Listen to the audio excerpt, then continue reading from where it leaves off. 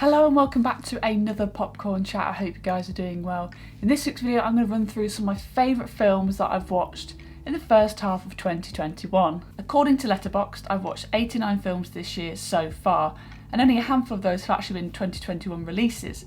So let's run through some of my favourites. So some of my favourites that were released this year specifically were The Mitchells and the Machines, Moxie, Pink's documentary, The Dig, Map of Tiny Perfect Things, and Black Widow. All of these films are very sort of different in sort of the genre, but they're all quite feel-good films, and I really I think these films have been highlights for me personally this year. I know a lot of people are going to say some other things, and people might have been able to get to the cinema a lot more, whereas Black Widow was the first film that I was able to see this year. So that's why that sort of made it into the list, and the sort of the impact that had, and just having that whole experience. But all of these films were mainly watched on Netflix besides Black Widow, and Amazon Prime, and I think that's been a real sort of great opportunity during this sort of time to have those streaming services and still be putting out new content. So that's just a few of the films that I've liked that have come out this year. So the majority of the 89 films are older films that haven't come out this year. Maybe they even came out last year, or could be back into the 70s.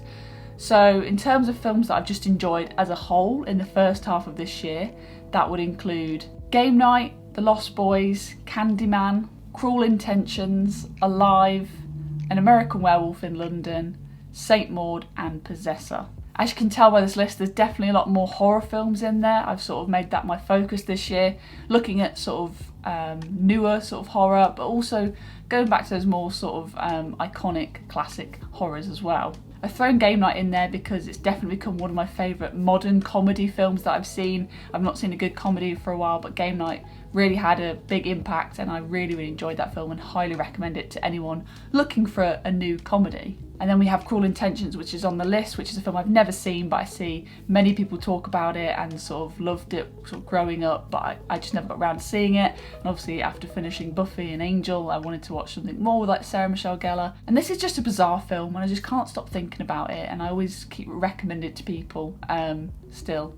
I think it's a very interesting film. I know it's sort of an adaptation, but it's very 90s, very of the time, and explores some interesting things. So yeah, there's definitely been a lot of horror, be it old or new, sort of within this year. And then some of the 2021 releases that I've liked have been a bit more light-hearted. So I think this year I've really enjoyed a range of films, and I'm looking forward to see what's going to come out in the latter half of this year, and any sort of classics again that I'm going to watch for the first time in the second half. And hopefully I'll be able to get to the cinema a lot more sort of in the second half of the year, and that should really enhance my sort of movie going experience, make me a little bit more excited for newer films coming out rather than those classics that I've missed. But I'm excited to see some new releases in the latter half of this year. Hopefully you guys enjoyed that video. It's a very quick one, but I just wanted to let you know what I've really enjoyed watching this year in the first half, running through some new films and some classics that I've watched for the first time.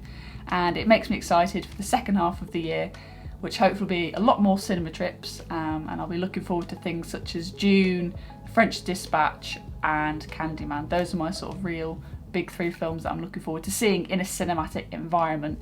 So hopefully you guys enjoyed the video, and I'll see you very soon for another popcorn chat.